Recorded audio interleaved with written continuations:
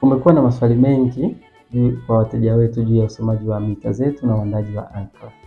Leo tutajifunza namna gani tunavyoandaa ankara zetu pamoja na ratiba za usomaji wa mita zetu. Karibuni sana. Usomaji wa dira ni muhimu kwa kuwa tunapata matumizi halisi ya mteja ili kuweza kutusaidia kuandaa ankara yake ya mwezi.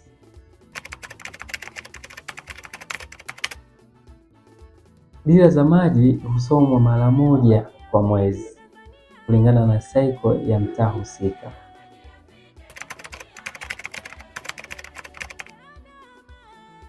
Usomaji wa dira unasoma baada ya kuandaa ankara ya mwezi husika, kwa maana kwamba tunasoma dira kuanzia tarehe 2 mpaka tarehe 15 ya mwezi.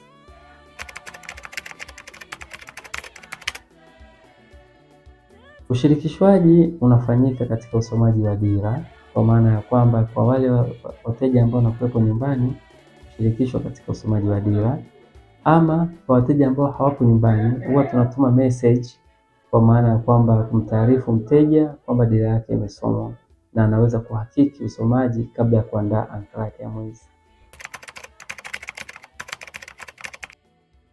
SMS ankara tunayotumiwa ni matumizi ya mwezi uliopita. Tunaposema uniti moja ni sawa na lita 1000 za maji ama ndoo 50 za lita 20 za maji.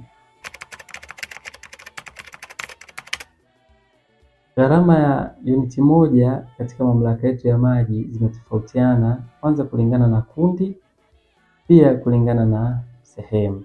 Kwa Morogoro Manispaa tunayo makundi matano. Kwanza tunayo kundi la majumbani ambalo gharama yake ni shilingi 1600, kundi ya taasisi 1900, kundi la biashara 2240, kundi la viwanda shilingi 2860, pia tunalo kundi la vioski shilingi 1000. Lakini tunayo maeneo tunayoyahudumia kwa maeneo ya Kilosa ambayo ni shilingi 1200, eneo la Dumila shilingi 1200, eneo la Dakawa shilingi 800 na eneo la Mkambarani shilingi 1000. Tunawasihi wateja wetu kutupa ushirikiano wakati wa zoezi la usomaji wa dira, na pindi anapopata SMS ya usomaji tunaomba wao wanaweza kuhakiki usomaji wao kabla ya kuandaliwa ili kuondokana na malalamiko yote yanaweza kujitokeza baada ya uandaji wa ankara. Asanteni na karibuni sana.